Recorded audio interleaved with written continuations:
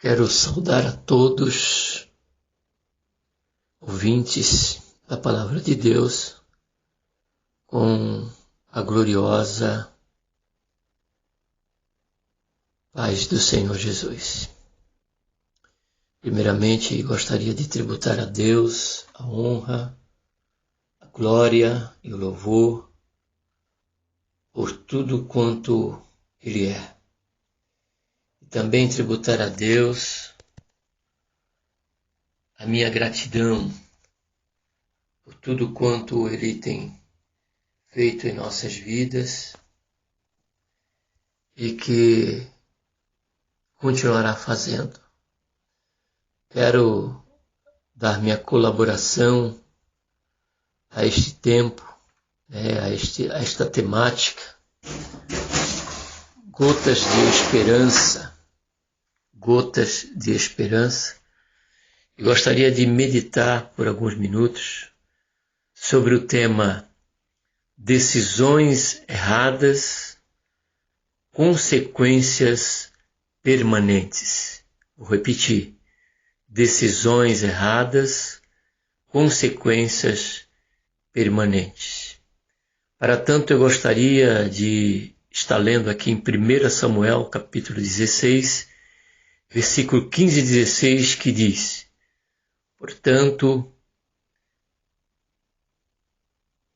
que o nosso soberano ordene que estes teus servos busque um homem que saiba dedilhar a harpa, e quando o mau espírito, vindo da parte de Deus, se apoderar de ti, o homem tocará liricamente, e tu te sentirás melhor.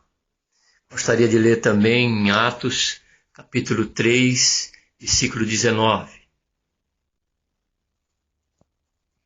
Que diz da seguinte maneira: arrependei-vos, portanto, e convertei-vos, para que, assim, sejam apagados os vossos pecados, de modo que, da presença do Senhor, venham tempos de refrigério, e Ele envie o Cristo, que já vos foi previamente designado.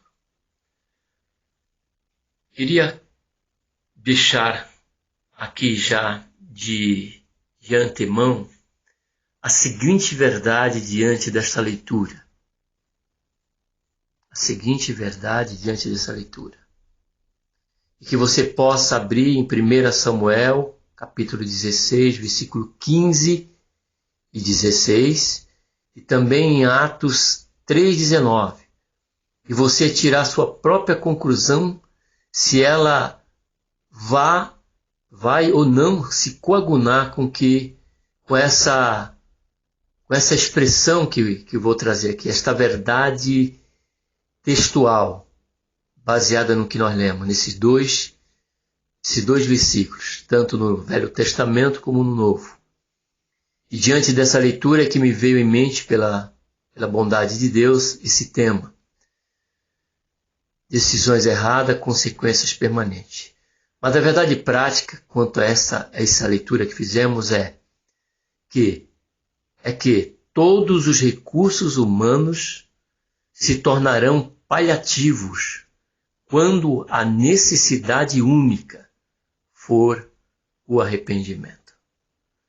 Amados, tem muitas situações e muitas consequências em nossa vida que poderemos, sem sermos espirituais, ou se fizermos uma avaliação sincera da nossa própria atitude, da nossa vida, ou de testemunhos de pessoas que estejam passando por isso, pelo testemunho de vida que elas têm, poderemos concluir da mesma forma que a liderança, os oficiais de Saul, deduziram da vida de Saul. Saul, um rei escolhido por Deus segundo a vontade humana. Saul, que foi escolhido por Deus para ser rei em Israel, ele não valorizou esse privilégio e nem esta comunhão que ele tinha com Deus, e acabou se colocando como um rei presunçoso, que preferiu desobedecer à orientação de Deus e permanecer sobre a sua dependência, e passou a tomar decisões próprias, culminando em uma vida de tormento, porque a palavra de Deus, nos versículos que eu citei, principalmente no versículo 15, diz que veio um espírito mau da parte de Deus, que você possa prestar bem atenção, que isso é muito sério. Veio um espírito da parte de Deus, do mal, para perturbar o rei Saul.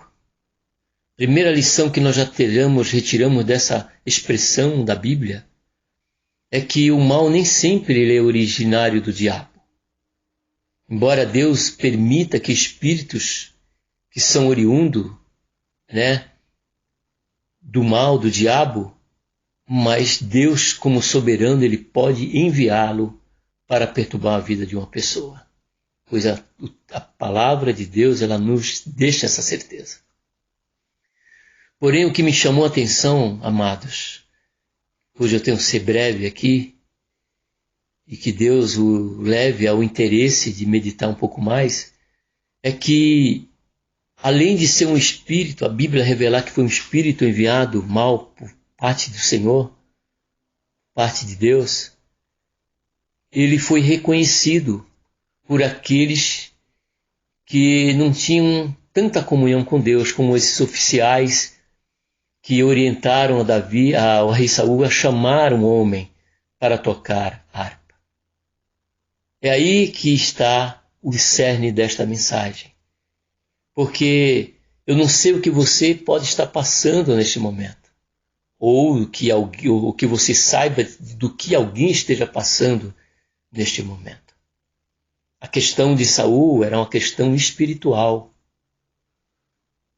Nós também podemos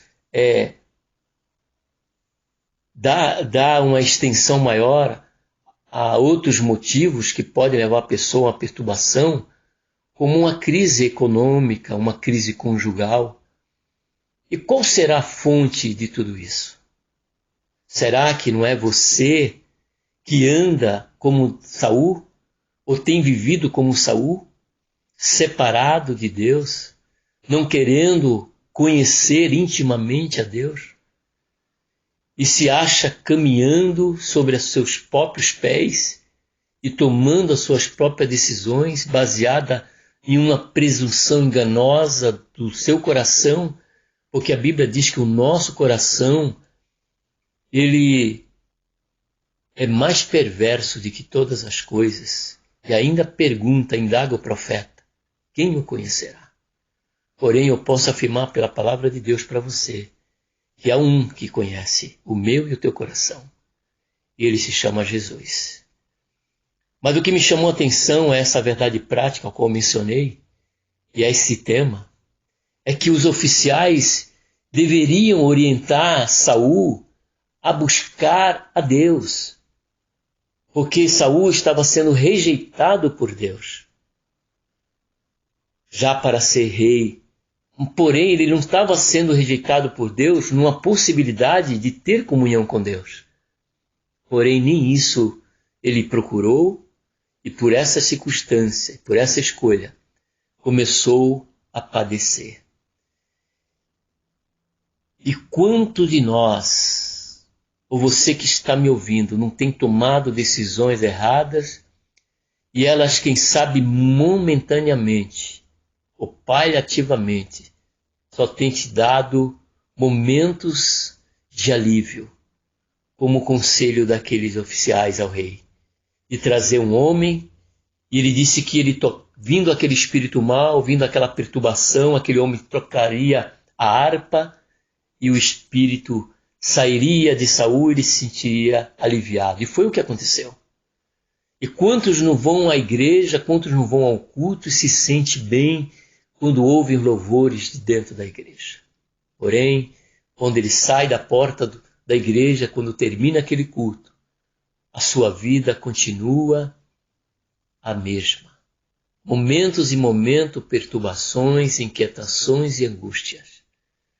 Porém, segundo a palavra de Deus, a qual li no Novo Testamento, no capítulo 3 de Atos, Pedro ele revela para mim e para você a única decisão que nos dará o verdadeiro refrigério. Porque se da parte de Deus ele pode enviar a perturbação de um espírito mau, se da parte de Deus, por nos tornarmos inimigos de Deus através de uma vida totalmente orgulhosa, presunçosa, desprovida de qualquer dependência de Deus,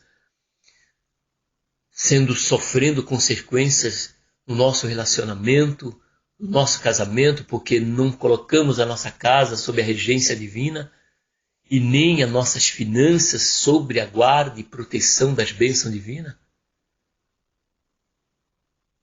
Da mesma maneira, Pedro ele nos dá o cerne e a direção em que eu e você podemos certamente termos não a condição de tomar uma decisão certa e única, mas uma decisão que prevalecerá para o momento que assim permanecermos em fé na pessoa bendita de Jesus Cristo. E ele diz assim: arrependei-vos, portanto, convertei-vos, para que assim sejam apagados vossos pecados. De modo que da presença do Senhor, olha só como ele diz, venham tempos de refrigério. Então essa é a minha oração e o meu desejo para que você possa meditar nessa palavra e possa avaliar as circunstâncias em que sua vida se encontra e que os pecados que somente você mesmo sabe e reconhece que tem sido eles o motivo de você se tornar um inimigo de Deus, não de forma presunçosa. Quem sabe até por você não conhecer as Escrituras, porque a Bíblia diz, errais por não conhecer as Escrituras e nem o poder de Deus. Então faça isso, volte atrás. Arrepender é voltar atrás, é consultar os nossos caminhos e buscar torná-los os nossos caminhos segundo os caminhos de Deus. Porque a palavra ela nos garante que bem-aventurados são aqueles que trilham caminho reto. Eu agradeço a Deus por essa oportunidade. Em nome do Senhor Jesus.